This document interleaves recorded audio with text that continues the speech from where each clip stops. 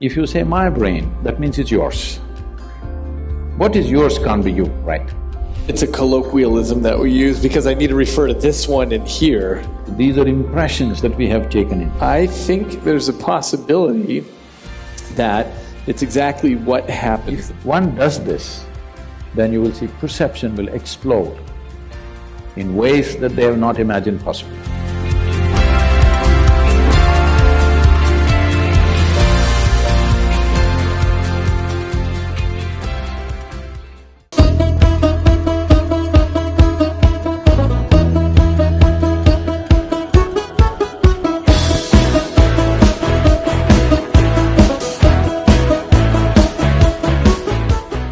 What is the you that can be separated from the physical? Is it a fact that you gathered your body over a period of time? It's a fact that this body gathered together over a period of time, and it may be that I emerge as a consequence of that, this feeling of I, as opposed to me doing the gathering. Tell me, you've been having lunch and dinner or… Have I been having lunch and dinner? Yeah. Yeah, this dynamic accumulation has been eating plenty, yeah. So what you refer to as my body right now is an accumulation of food. It's a heap of food. Not a pleasant way to describe you, but it is. What you call as my mind, largely in people's experience, is an accumulation of impressions over a period of time. So, if you have to gather this much of impressions and this much of body, something more fundamental must be there, isn't it? Houston, Texas is an accumulation of roadways and buildings, but we wouldn't say that Houston was there and then gathered. You are not a piece of geography. You are not a piece of geography, are you? Well, I may be exactly that, a physical being. I'll tell you why, from my perspective, that seems like a possibility. It's because we're across the street from the world's largest medical center, and every day there are thousands of people there whose geography is changing because of Alzheimer's or stroke or tumor or traumatic brain injury, and who they are changes. It doesn't seem like there's something fundamental that outlasts damage to the tissue. See, you're talking about thought and emotion. The biggest mistake we have made is, we have given too much significance to human thought. Whatever you think is only happening from the limited data that you have gathered, yes or no? Yes. So the data that you and me have gathered, however big we may think it is, in terms of the cosmos, it's minuscule, it's nothing. It's really not of any consequence. So from this minuscule of data that we have gathered, we are generating some thought which could be useful in making our lives, it could be useful in creating a few things, it could be useful fundamentally for our survival and to enhancement of our survival process, all this. But it doesn't give you access to life. Thought and emotion is psychological drama that's happening within you. You can conduct it any way you want. You're talking about somebody had a tumor or Alzheimer's or an accident or something and the drama went wrong. The drama can go wrong even without any of those ailments. You ask people. People's drama goes wrong without any accident or injury or ailment, just like that, drama goes wrong on a daily basis for a lot of people. We usually give that a name, though, something like depression or a psychotic break. That's a business. Not one I'm making any money on. I'm saying there's only this much. Either your faculties are taking instructions from you, or they have become compulsive for some reason, all right? Either your body and mind, you can conduct it consciously, or it's become compulsive. That's all that's happening. Whether you call it physical ailment or mental ailment, all that's happened is just this, that your fundamental faculties of existence on this planet is your body and your mind.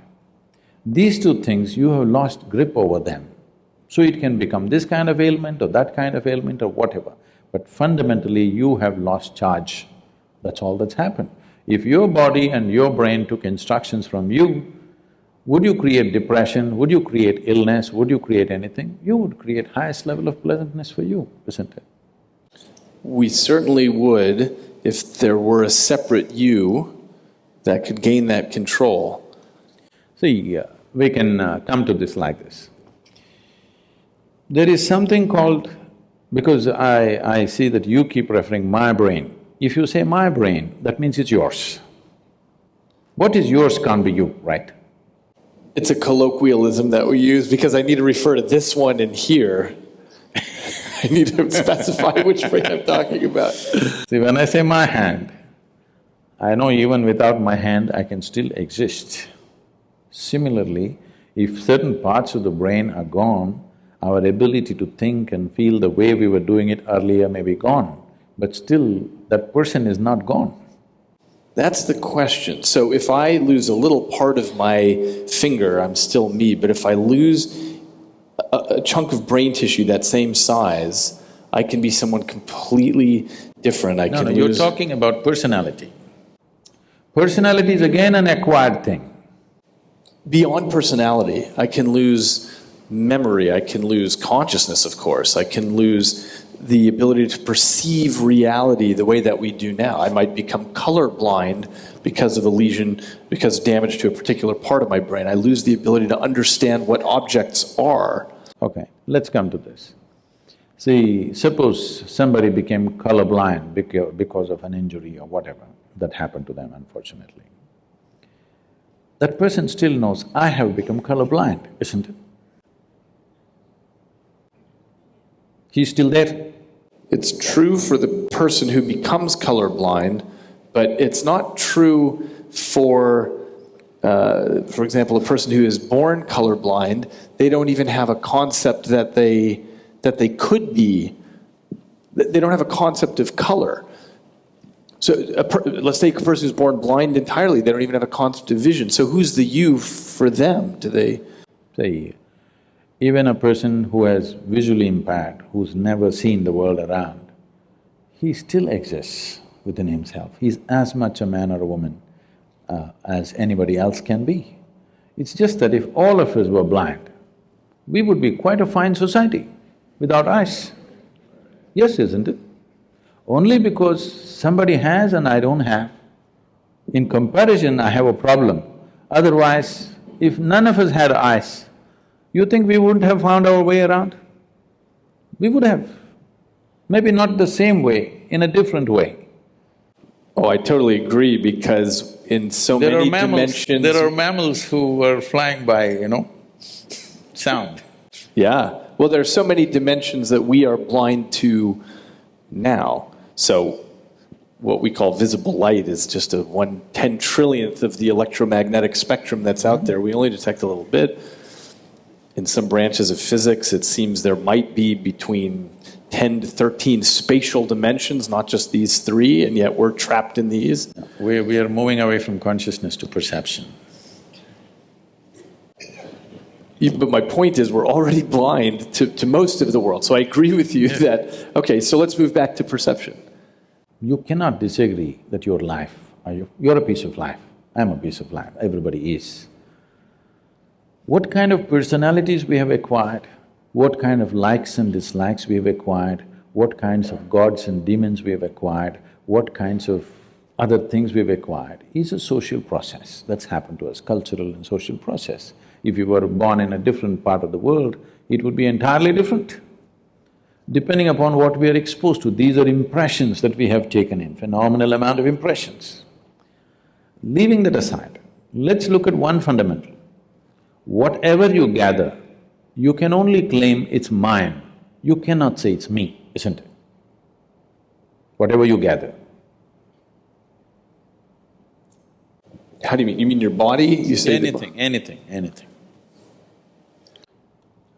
I can say, this is my chair. If I sit here every day and then I say, this is me, then there's a problem.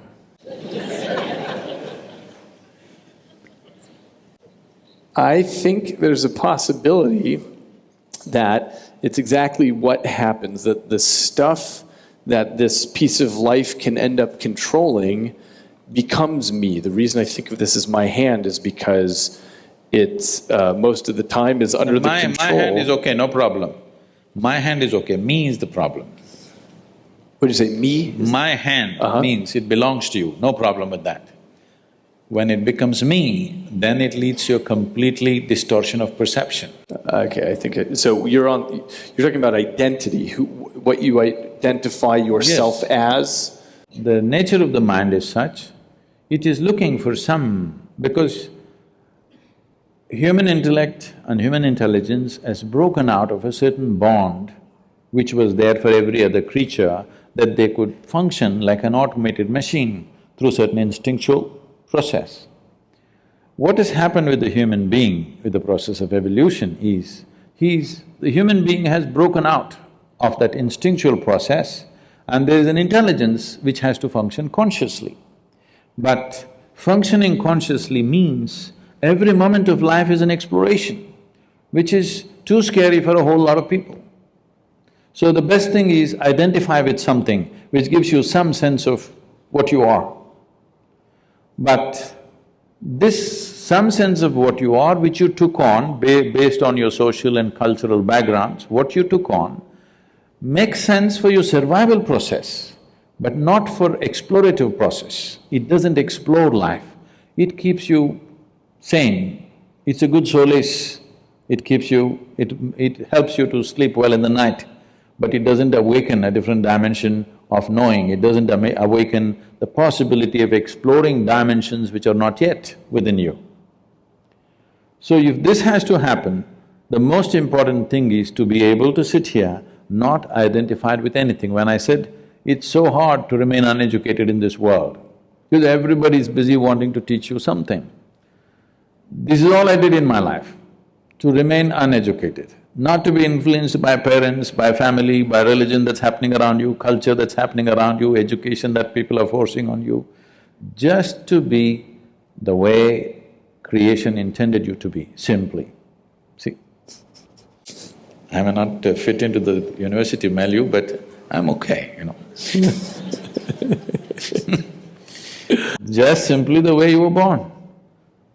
Not tangling up your intelligence to any particular thing, either your nationality or your religion or your race or your creed or your family or any kind of identity or your gender or whatever, simply to be able to view your life just as a piece of life. If one does this, then you will see perception will explode in ways that they have not imagined possible.